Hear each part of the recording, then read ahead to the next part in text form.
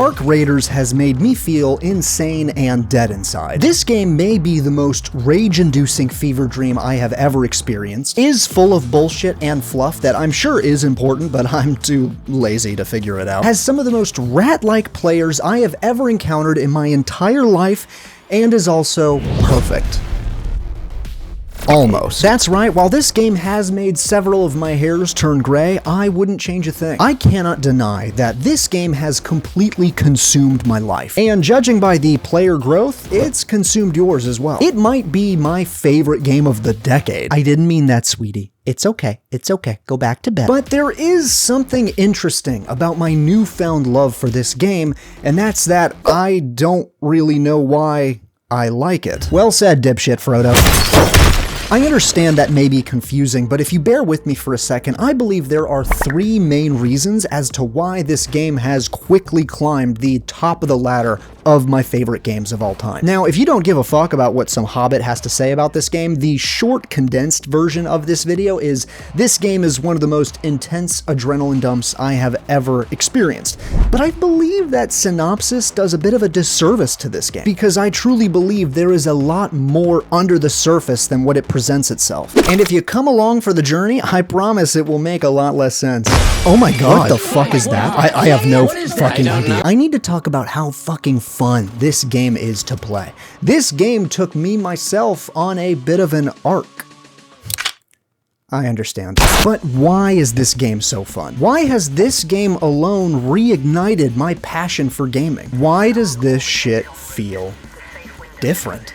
For me, the first experience I had with Embark Studios was the finals, and while many players say they absolutely love that game, it was just a bit much for me, and the skill ceiling this game had was just required a bit too much time to sink into it that I just did not have. I'm sorry. So because of that, I was kind of worried that Ark Raiders would follow a similar path. Did it? No, it did not. Once this game booted up, it's hard to explain, but I felt like I was back at home for some reason. This game felt weirdly nostalgic, like an older game I used to play religiously that we will touch on later, I promise, just not right now. And I said it before, I'm gonna say it again, the intensity this game provides hits like very few else have done before. Now, you might be thinking the intensity this game provides is due to the fact that you'll be confronting other players because of the loot that's definitely in their inventory, but is also simultaneously definitely mine. You're probably thinking that fighting over scraps is the reason this game can get your heart pumping, but no.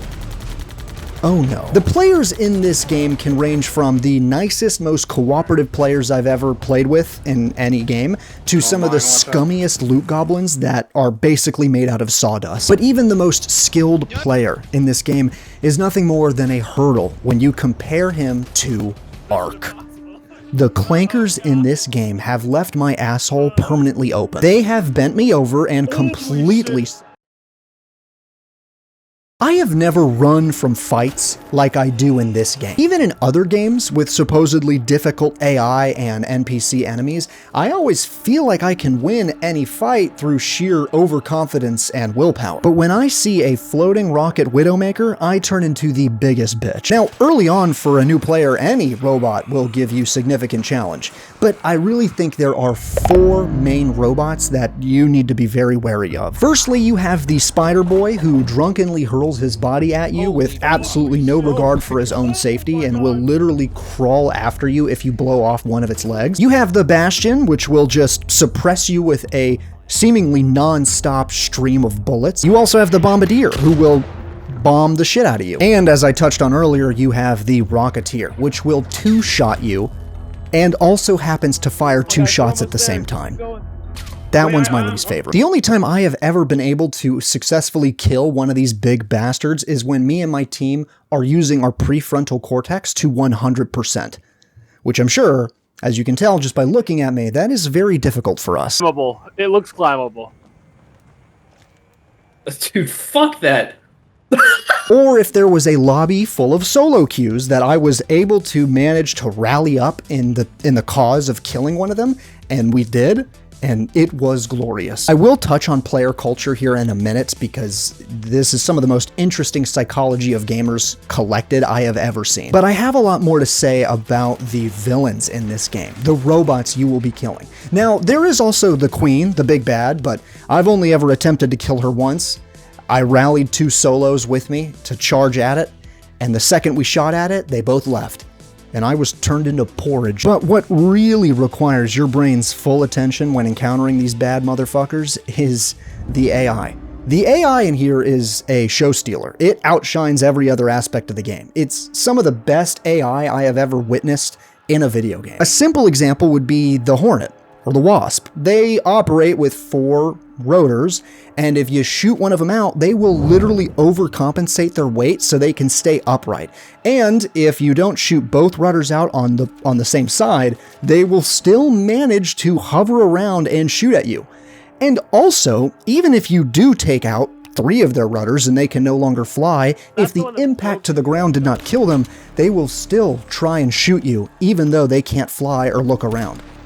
I feel like this is a metaphor for something, but I am not smart enough to figure it out. Even running away is not really an option because these fuckers are determined. They will chase after you, and no matter how many levels you put into stamina, they will always outpace you. So the best thing to do, even if you know you're gonna lose, is die fighting, because at least then you'll get to go to Valhalla. Now, yes, the robots are fantastically developed, and they are not just hard for the sake of being hard. Oh, xylophagia. That's the metaphor. That cannot be right. I believe the robots in this game are as hard as they are because it cultivates some of the greatest player culture I've ever seen. God, this game is so damn good. I honestly have been skipping out on my actual job just so I can keep playing this game.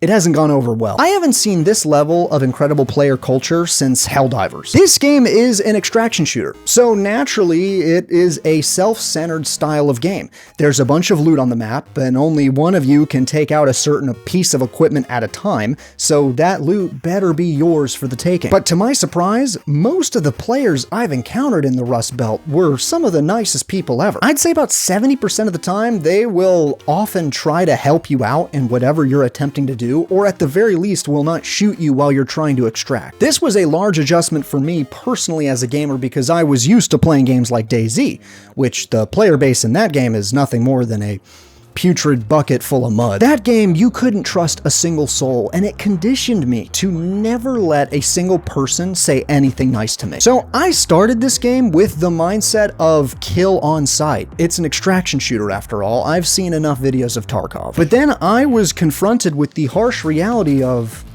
the fact that I was a piece of shit. I would start shooting someone and they would beg me not to kill them. So I would stop and I felt like an asshole, but more importantly, I was confused. I don't understand. You want me to stop shooting you?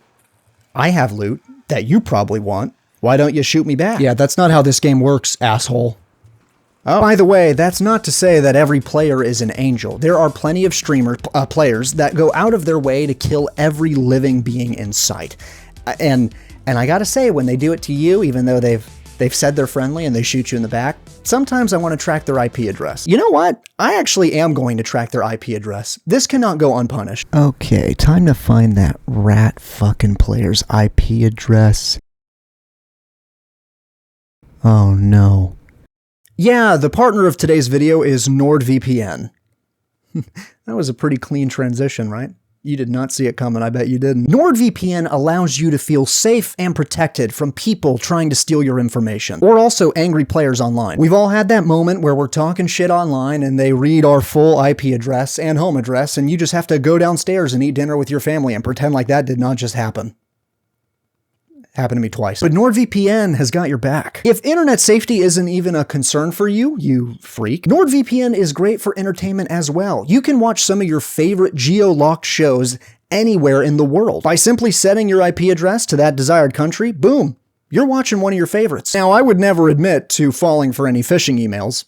You probably deduced that, but NordVPN has its own built-in threat detection system. All things from phishing to malware to scams in general. When NordVPN reached out to partner up with me for this video, they offered me a free year of NordVPN services, but I had to tell them that I already had NordVPN because I truly do believe in their product. But you can benefit with their exclusive offer. You can get 75% off plus 4 additional months.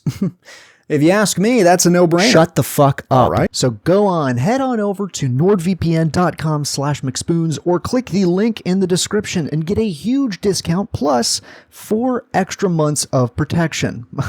Wow. Once again, thank you to NordVPN for partnering with me for today's video. Now, back to Discount Frodo for talking shit. But I feel like the players that are solely in it for PvP won't be sticking around long. Because if your sole desire is to kill other players, then you're gonna be disappointed in the long run. There's gonna come a point in time where you've been third fucking partied by clankers for the 8th time in a row, and you're gonna realize that you would rather be playing Fortnite or Warzone. And there's no shame there. It's just that this game is different. It's unique. It doesn't really have that crazy PvP atmosphere like many of the other extraction shooters. And by the way, many of those have failed. One of them, the jury is out. Yeah, I'm watching you. A lot of these streamers, players, like to cry a lot because they keep getting killed by these robots. It's okay. It's okay. You guys still have Warzone. It's gonna be all right. Actually, you should not be around kids. So eventually, my first choice of dialogue went from, hey, give me your shit, to, hey, do you have any shit? I could use some help. I feel like if the heavy PvP crowd got what they wanted, this game would simply fade into irrelevance, like every other game that's attempted it beforehand. But what really makes all of this, the PvPvE concoction, so elaborate are the consequences to every action you take. Are you going to trust this random person who claims to be friendly, but every time you turn your back, you notice he pulls his gun out for a split second? What are you doing there, bud? If you're thinking of killing a player that you can see over the horizon, you have to ask yourself, does he have a buddy? Is there anyone else around that might witness my horrendous, heinous act of crime? Does that same player happen to have a stronger shield than you? Is it worth the engagement where, at the very best, you're gonna have to use a ton of your bandages and shield rechargers and a lot of your ammo to win this fight, or, at worst, you're worm food, and your shit is now his shit? Or are you going to be a pioneer and rally a group of solos to kill the queen? It didn't work, and results may vary. This is the secret sauce that makes this game what it is, and is the main reason why I haven't been able to stop playing for the past week straight. Because aside from the actual lore being told, which does seem fascinating, this here is the story this game is telling. This is the reason why so many moments feel like scripted movie scenes. I'm in. Oh, fuck. Holy shit. Start calling it. I'm calling it. No, there's a guy. There's literally a guy. Oh, He shot me out of it. He shot me out of it. no. Wait, what happened to you? He shot me. And then fucking guy. Yeah, Why is good. this guy I'm glad. Yeah, go Why ahead, is this guy die, fighting you? asshole. Yeah, was it worth it? Was it worth it? Good. Yeah, that's right. You're dead now. You're dead like me. Now, For all you goblins out there that like PvP fights, I have not forgotten about you. because everything I just described and showcased to you really only defines the solo lobbies. The solo lobbies are full of chivalrous gentlemen and ladies, whereas the second you hop into trios or duos, every player is a bloodthirsty maniac. If you really want that sweet, intense PvP action without feeling like an asshole, yeah, hop into squads. It is way more rare that me and my team are able to have a healthy discussion with another player team because we've never even tried. Yeah, we just shoot on sight and take their shit. Piss on them. So, when you inevitably encounter a team of players that is fucking about it, those gunfights are the most intense part of the game. You have so many different questions to juggle because while you are trying to outmaneuver this team and maybe pincer them and you've got them on the ropes and you're about to win, a fucking rocketeer shows up and just levels the playing field. Now everybody's even. There are so many different facets to this game where even if you feel like you've got a gunfight in the back of your mind, you're never really quite sure. I want to take you on a little pivot. This is still related to PvP, but it has more to do with the style of this game. You see, when you're shooting another player, there are no hit markers. It is only really creative visual cues to let you know that you've hit this player. The more you shoot a player, their shield will start to light up with electricity and eventually make a popping snap sound where you can visually see their shield explode, and when you kill the player, a flare shoots out from their body. That is sick as shit. Remember when I said this game reminded me of another game I used to play religiously way back in the day when I was in, like, middle school? Oh, you don't remember? Oh. You haven't been paying attention this entire time? Are you paying attention now? Are you aware of the consequences of your action? It honestly reminds me of the good old Halo days, which I know off rip may sound very confusing, but I feel like there's a couple of you out there that understand what I am saying. Old Halo had no hit markers either. They also had creative visual cues to let you know when an enemy was about to die. And I miss that shit. In today's age, we're handheld with hit markers, health bars, and lazy visual cues to let you know that you're about to win or about to die. This game says fuck that baby shit, and it is such a breath of fresh air to be treated like an adult. Now, many people will say the player versus player mechanic is built on cheese because it's in third person and allows you to peek outside of a door without exposing yourself, and you're not vulnerable, but you can see everything outside. And at first, I was definitely in this camp of believing I know more than the developers. It's a joke at both of our expense, calm down. But as I played more and more, I had grown to realize this was the greatest creative decision they could have made. Come here real quick, I'm gonna break something down for you. Fuck me, not that close. Back up, back up. God. You see, in most extraction shooters, the person that engages the fight almost always has the upper hand. Quite a strong advantage, if you will.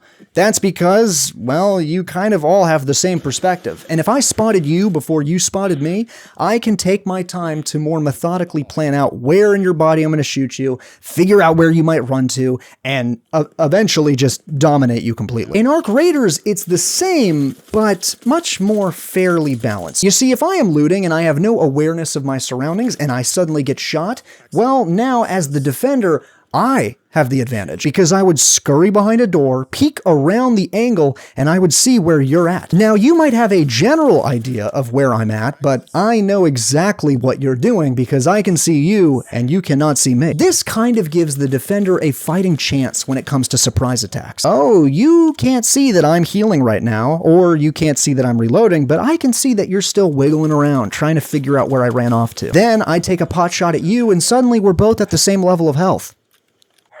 My dog. Good God. You now have more intel than the oppressor, which does not really happen in other permadeath games. Again, an extraction shooter, a permadeath game per se, can only balance so much, right? I mean, if you get sneaked up upon, if someone fucks you, there's a low likelihood that you'll be able to come back. But in Arc Raiders, from what I've experienced, I've been able to turn the tide of a fight around far more often than DayZ or Rust or Tarkov. I'm a fraud, by the way. I've never played Tarkov. This is probably one of the strongest reasons 50% of the players choose not to shoot on sight, because the tide can be switched like that. Suddenly, you are now the aggressor, and then they turn around and kill you? That is embarrassing as shit. I'm making fun of you, but I have done it myself. So especially in solo queues, there's a lot of tiptoeing around the battlefield. Speaking of Battlefield, did you know that Embark Studios was founded by the same guy who made fucking the Battlefield game? This is an opinion I got online. I never found out about this myself until I looked it up. Speaking of sneaking, the base of this game is really well optimized. What does that have to do with sneaking? Well, I'm a bad writer, and I could not figure out a transition, so fuck off. Embark Studios may be the only dev team that truly knows how to work with UE5, because I experienced maybe 3 or 4 frame drops the entire time I've played the game, and this game has not crashed once. The only issue I ever had was a server issue, where I guess the servers were flooded because guess what? This game fucks. But honestly, that should be the bare minimum for a game. you want it to run well, so I'm going to ignore that aspect and just hop into what they've created. And holy shit, this game is gorgeous. It is hands down one of the prettiest games I've ever played. The dynamic weather system in this game can make me feel like I'm actively there and I can feel the smog on my face or the rain on my back. But the crown jewel when it comes to the visual of this game has nothing to do with the visuals at all. It is the audio in this game.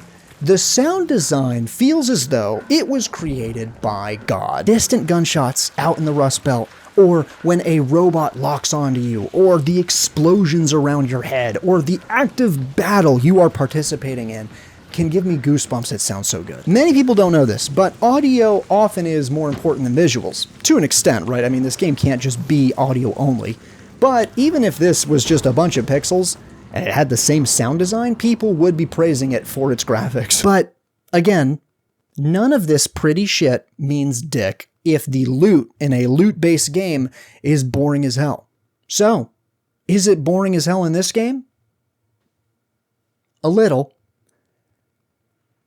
A little. For starters, for any new player getting into this game, it's kind of overwhelming. You don't know what shit is safe to sell, what you should recycle, or what you should keep. The game does very little handholding, so yes, I sold all the rusted gears I had acquired, all before realizing I needed them to upgrade my gunsmith. And the second I needed them, that's when I would never find them again. I'm convinced they've been patched out of the game. Inventory management is a fucking headache in this game. You can upgrade your stash with, spending money, but it gets increasingly more expensive. So you often, before even being able to play, you have to make your friends wait as you figure out what needs to be turned into rags and what needs to be turned into money. By the way, don't sell your seeds, because I sold all of mine, only to find out later that that was a fucking mistake. And also, while we're talking about things I don't like about the game, the store is kind of insane. Prices here are batshit wild. I know the game is only $40, and again, these are just purely cosmetics. They have no impact on the actual gameplay itself, but the base skins the game offers, or the ones you can unlock that you can get at like level fucking 70, are ass. The cool ones are behind the paywall. So yeah, I bought three.